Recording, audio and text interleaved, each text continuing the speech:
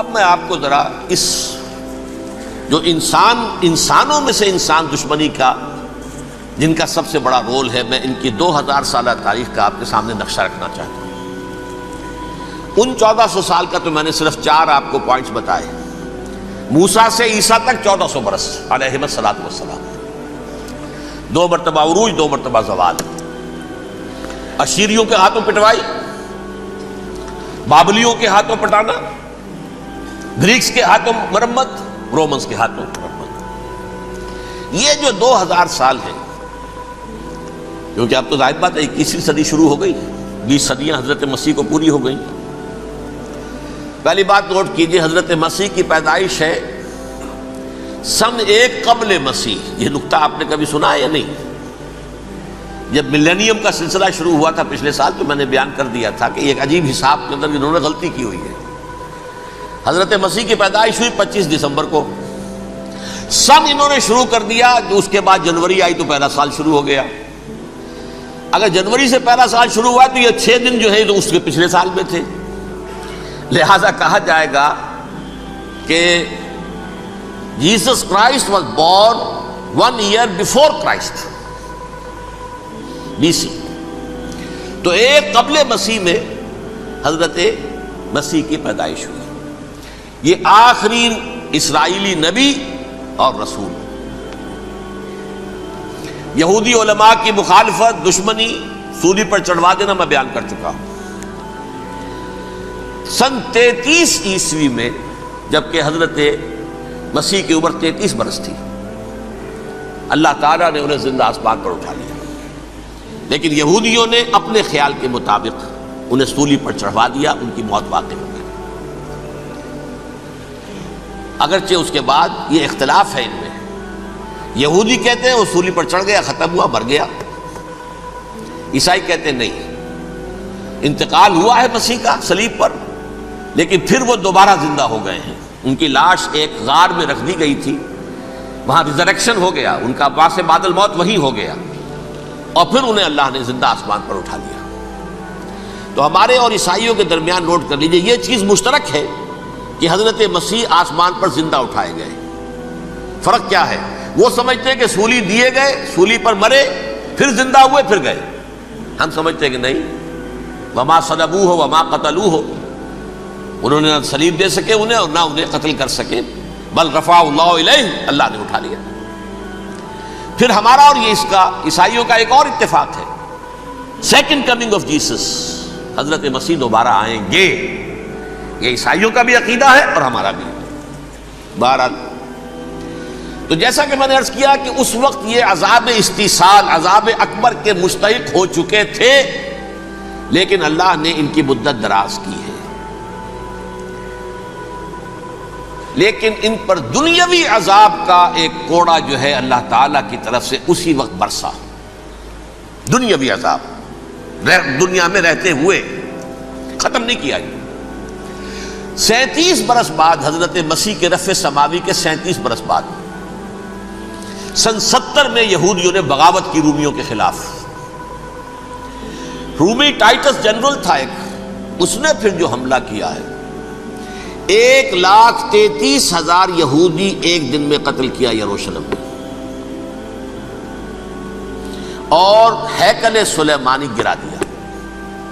وہ ہیکل پہلے بھی گرا تھا، پہلے 1400 سال کے دوران میں بھی نبوکدنضر نے گرایا تھا، لیکن پھر اس کے 150 سال بعد انہوں نے دوبارہ بنا لیا تھا، اس لیے وہ اسے سیکنڈ ٹیمپل کہتے ہیں۔ پہلا ٹیمپل جو حضرت سلیمان نے بنایا تھا، نبوکدنضر نے گرا دیا 587 قبل مسیح میں، پھر دوبارہ انہوں نے 150 سال کے بعد بنا لیا۔ وہ اس تاریخ کا حصہ ہے، میں نے جس کے بارے میں آپ کو تفصیل نہیں بتائی۔ اس میں یہ ہوا سن 70 میں وہ گرا دیا گیا، وہ آج تک گرا پڑا ہوا ہے۔ نمبر 2 یہ کہہ دیا گیا کہ یہودیوں اس ارض فلسطین سے نکل جاؤ، تم یہاں نہیں رہ سکتے اب۔ لہذا جس کا جہاں سینگ سمایا چلا گیا، یورپ میں چلے گئے، ایشیا میں آ گئے، عرب میں آ گئے، یہ 3 قبیلے جو رات بھی میں نے عرض کیا تھا، بنو قینقاع، بنو نذیر اور بنو قریظہ، یہ وہاں سے آ کے مدینے میں آباد ہو گئے۔ جس کا جہاں سینگ سمایا، افریقہ میں، ہندوستان میں، جہاں چلے گئے، ڈایاسپورا اسے کہتے ہیں، وہ آپ نوٹ کر لیجیے اس لفظ کو، ڈایاسپورا، ہمارا دور انتشار، جبکہ ہمیں ہماری اصل سرزمین تو فلسطین ہے، حضرت ابراہیم کا مسکن، حضرت اسحاق حضرت یعقوب کا مسکن فلسطین، یہ ہے ہماری اصل جاگیر، یہ تو ہماری جدی پشتی جاگیر ہے، لیکن یہاں سے نکال دیے گئے سن 70 عیسوی میں، اور وہاں سے لے کے 1917 تک ان کا ڈایاسپورا جاری رہا۔ یہ دور انتشار ہے۔ اس دور انتشار کے اب چند حصے ہیں جس کو میں چاہتا ہوں کہ آپ علیحدہ علیحدہ سمجھ لیں۔ دور انتشار کا جو پہلا جو ہے تقریباً 300 برس رومی حکمران تھے، وہ یہودیوں کے بھی دشمن تھے اور عیسائیوں کے بھی دشمن تھے، عیسائی اور یہودی ایک دوسرے کے بھی دشمن تھے، لیکن رومی سمجھتے تھے کہ یہ ایک ہی تھیلی کے چٹے بٹے ہیں۔ رومیوں کے نزدیک عیسائی بھی یہودیوں ہی کا ایک فرقہ تھے، کوئی علیحدہ مذہب تو تھا ہی نہیں، لہذا رومی جو ہیں رومنز وہ ان دونوں کو ستاتے تھے، مارتے تھے، اور یہ آپس میں لڑتے تھے، یہودی عیسائیوں کو مارتے تھے، عیسائی یہودیوں کو مارتے تھے۔ یہ ہے 300 برس تک کی تاریخ۔ سن 300 عیسوی میں کیا ہوا؟ ایک معجزہ ہو گیا۔ بہت عظیم ایمپرر کانسٹینٹائن، قسطنطین اعظم، رومن ایمپررز میں سے بہت بڑا ایمپرر، وہ عیسائی ہو گئے۔ اب تو معاملہ بالکل تلپٹ ہو گیا، پوری سلطنت عیسائی ہو گئی۔ اب عیسائیوں کے عیش ہو گئے اور یہودیوں پہ مار پڑنی شروع ہوئی۔ اب عیسائیوں کا آپ خود سوچئے کہ جنہیں وہ خدا بنا بیٹھے ہیں، خدا کا بیٹا قرار دے رہے ہیں، ان کے قاتل کون؟ یہودی بدماش۔ لہذا ان کی وہ پٹائی شروع ہوئی ہے یورپ میں، پوری رومن امپائر میں، انہیں ذلیل کیا گیا، شہروں میں آمد بند، علیحدہ رہو، گھیٹوز کے اندر رہو۔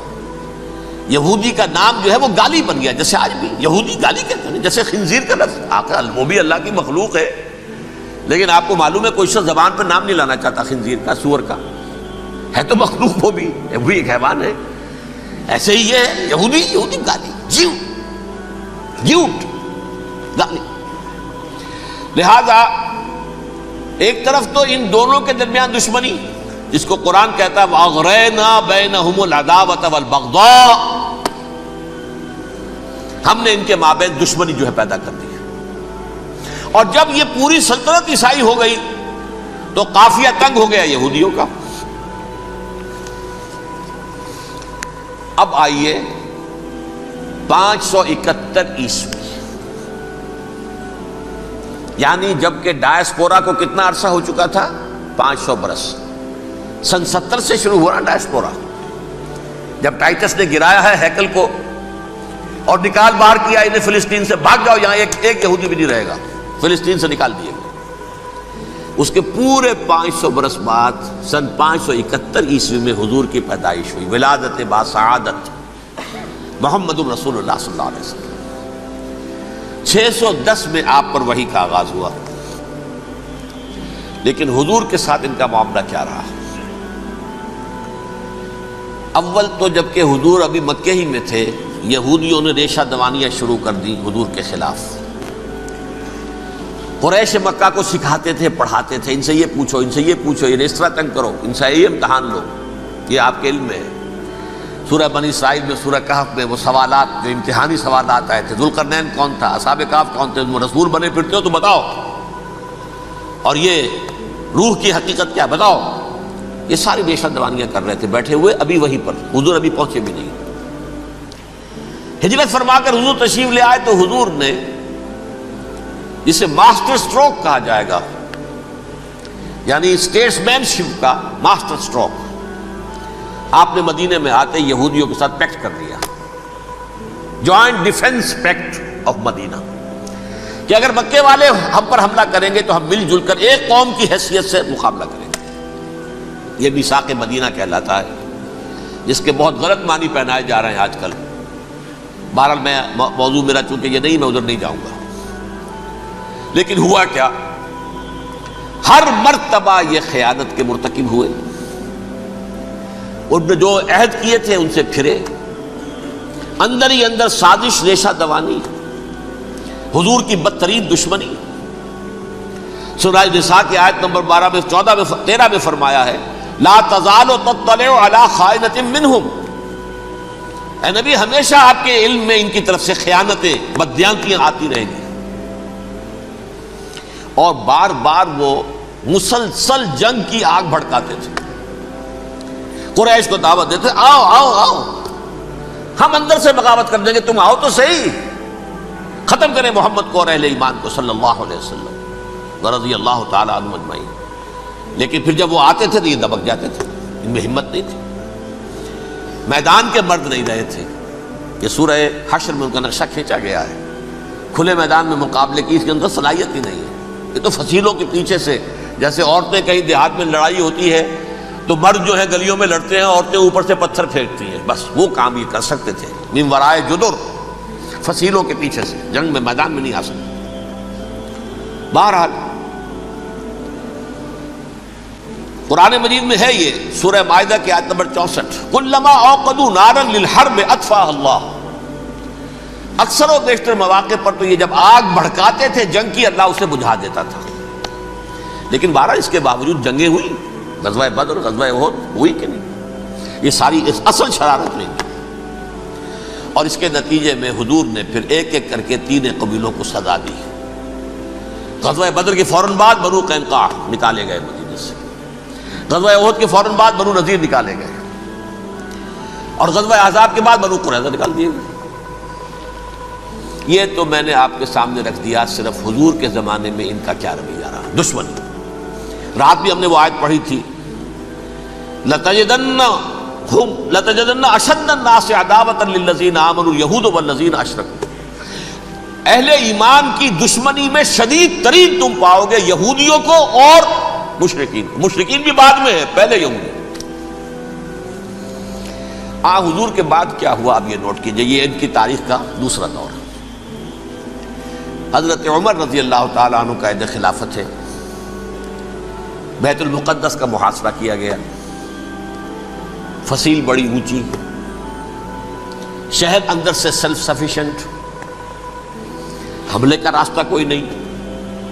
محاصرہ طول کھینچ رہا ہے لیکن ان کے پاس رسد بھی موجود ہے، پانی بھی موجود ہے، وہ دروازے بند کر کے بیٹھے ہوئے ہیں. بالآخر اللہ تعالیٰ کی مشیت کا ظہور کیسے ہوا؟ ان کے کچھ علماء آئے فصیل پر، کہا دیکھو مسلمانوں، تم قیامت تک بھی یہاں پڑے رہو گے محاصرہ کر کے، ہمارا یہ شہر فتح نہیں ہوگا. ہاں ایک درویش بادشاہ کے ہاتھوں یہ شہر فتح ہونا ہے، لیکن تمہارے اندر ہمیں وہ نظر نہیں آ رہا. ابو عبیدہ بن الجراح رضی اللہ تعالی عنہ، امین هذه الامہ، ان کا فوراً ذہن گیا وہ درویش بادشاہ مدینے میں بیٹھا ہوا ہے عمر رضی اللہ تعالی. اب ایک اور عمر بھی ہے جو قندھار میں بیٹھا ہے.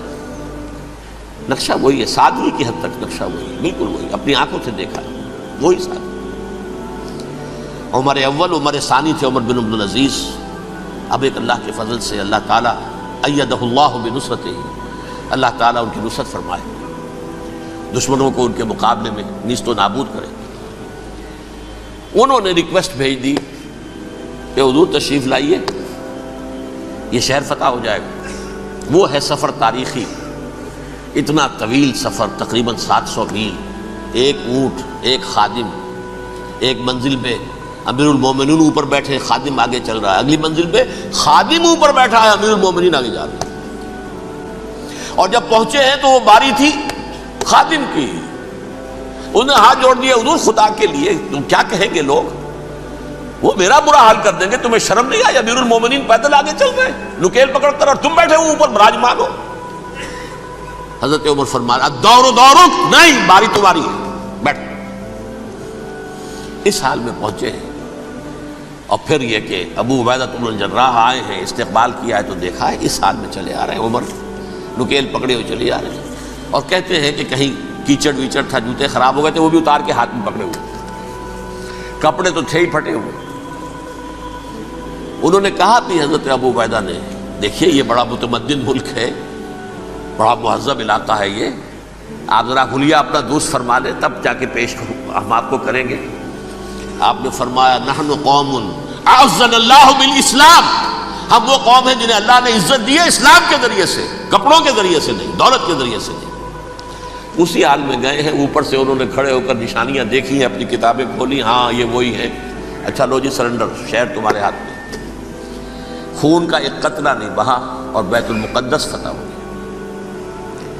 لیکن اس وقت حضرت عمر نے ایک نرمی یہ کی کہ یہودیوں کے لیے بھی اسے اوپن سٹی قرار دے دیا۔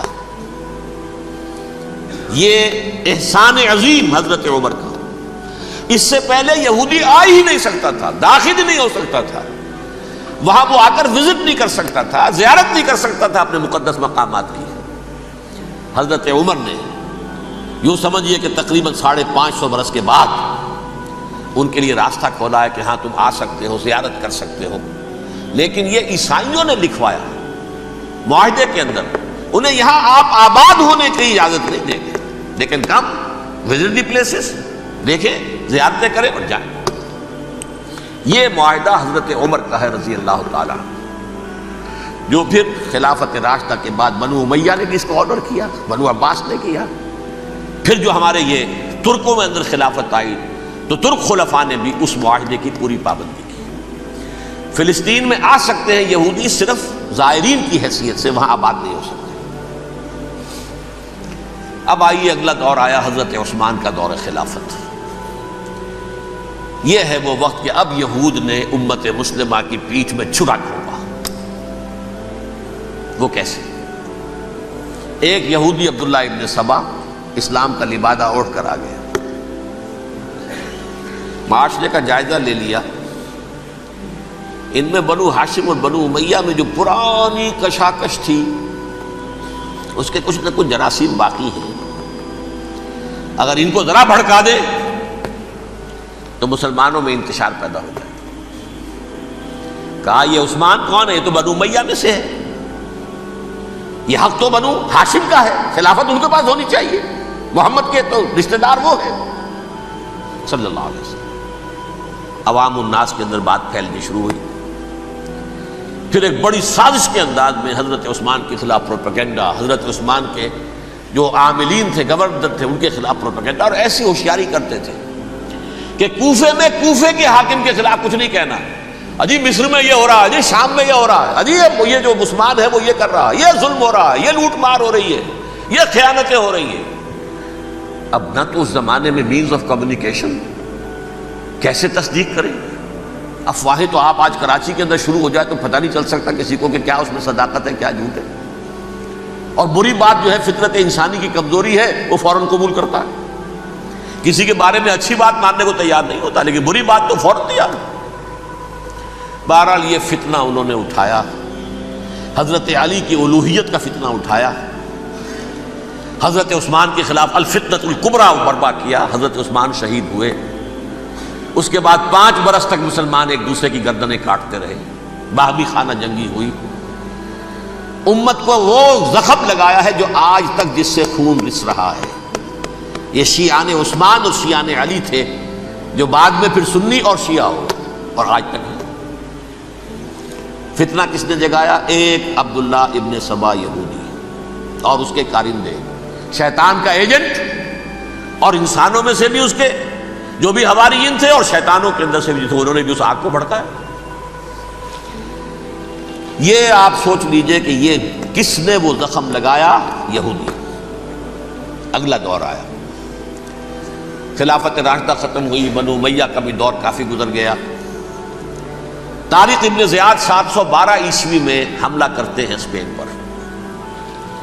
اسپین اس وقت عیسائیت کا بہت بڑا گڑھ، بہت بڑا گڑھ، بڑے کٹر ترین عیسائی جو ہیں وہ اسپین میں تھے، لہذا یہودیوں کی وہاں بہت پٹائی ہوتی تھی، بہت پٹائی ہوتی ہے، میں بتا چکا ہوں، دشمنی تھی ان کی تو چلی آ رہی تھی عیسائیوں کے ہاتھوں یہودیوں کی، وہ تو سن 300 عیسوی سے ایمپرر کانسٹنٹائن کے بعد سے شروع ہو گئی تھی۔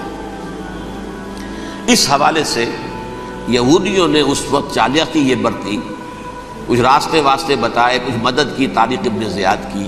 طارق ابن زیاد نے انہیں اپنا محسن سمجھا، ہسپانیہ فتح ہو گیا تو یہودی چونکہ محسنین کی فہرست میں آ چکے تھے، انہیں بہت اقتدار نصیب ہوا، بڑی سپورٹ مسلمانوں نے دی۔ ان کے بڑے بڑے علماء جو ہیں اسی دور کے اندر پیدا ہوئے، بڑے بڑے تھنکرز ان کے اسی دور میں پیدا ہوئے۔ بن گوریون جو کہ ایک وزیر اعظم تھا اسرائیل کا، اس نے یہ لکھا اپنی کتاب میں، Muslim Spain was the golden era of our diaspora, وہ ڈائسپورا جو 70 عیسوی سے شروع ہوا تھا اور 1917 عیسوی تک جاری رہا ہے، اس میں سے گولڈن ایرا ہمارا جو تھا وہ مسلم اسپین تھا۔ ہسپانیہ میں بیٹھ کر ہم نے عیش کیے، لیکن وہاں سے انہوں نے اور جو کچھ کیا، یہ تو داستان کے بہت سے گوشے ہیں، لیکن میں جس اسٹریٹ لائن میں چل رہا ہوں اس کے اعتبار سے ایک بات سمجھ لیجیے، وہاں بیٹھ کر انہوں نے اب عیسائیت کی پیٹھ میں چھرا گھونپا، پروٹیسٹنٹ مذہب پیدا کیا، تقسیم کر دیا، جیسے شیعہ سنی کی تقسیم، عبداللہ ابن سبا، رومن کیتھولک اور پروٹیسٹنٹ کی تقسیم، یہودی علماء۔ ہوتا کیا تھا، ہسپانیہ کی یونیورسٹیاں ہیں، کارڈووا میں ہے، ٹولیڈو میں ہے، گریناڈا میں ہے، غرناطہ، قرطبہ، تولیتلا، اور وہاں آتے تھے لوگ، فرانس سے چلے آ رہے ہیں نوجوان پڑھنے کے لیے، جرمنی سے چلے آ رہے ہیں، اٹلی سے چلے آ رہے ہیں، تین ہی ملک قریب ترین پڑھتے ہیں سینٹرل جو یورپ کے ہیں۔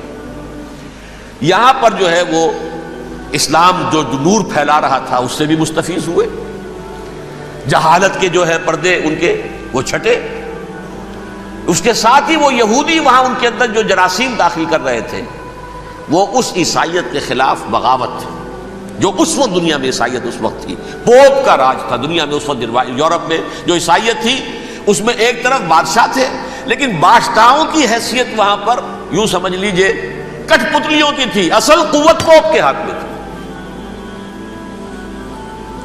اور پوپ کو انہوں نے جیسے قرآن نے کہا اتخذوا احبارهم ورهبانهم اربابا من دون اللہ، چونکہ سینٹ پال نے شریعت موسوی ساقط کر دی تھی تو اب شریعت تھی ہی نہیں، پوپ کو اختیار تھا جس چیز کو چاہے حلال قرار دے دے، جس چیز کو چاہے حرام قرار دے دے۔ اتخذوا احبارهم ورهبانهم اربابا من دون اللہ۔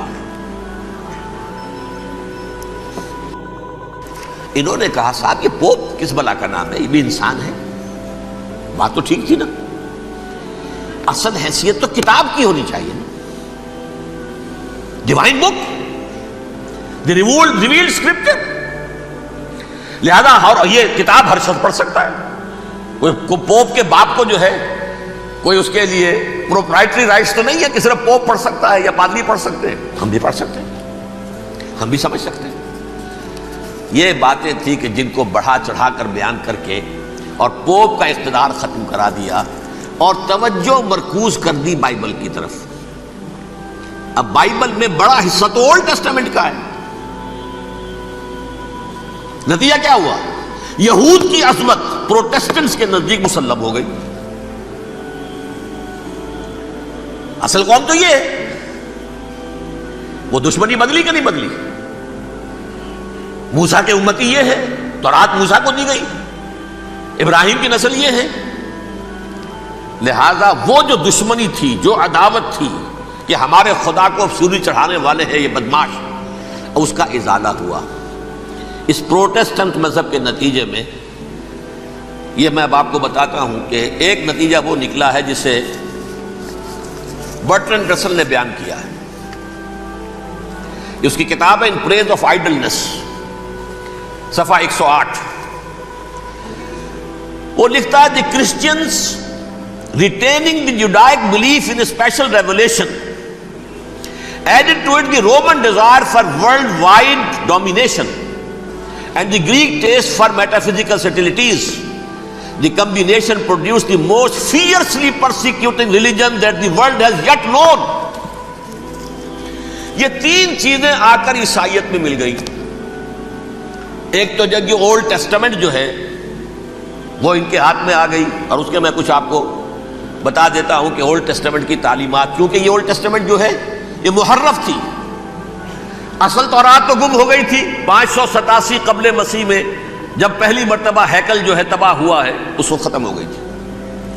اس کے کوئی 150 سال کے بعد انہوں نے یادداشتوں سے مرتب کر کے لکھی ہے، اب اس میں ان کے اپنے خیالات، اپنے امانی، اپنی توجیحات وہ شامل ہو گئی۔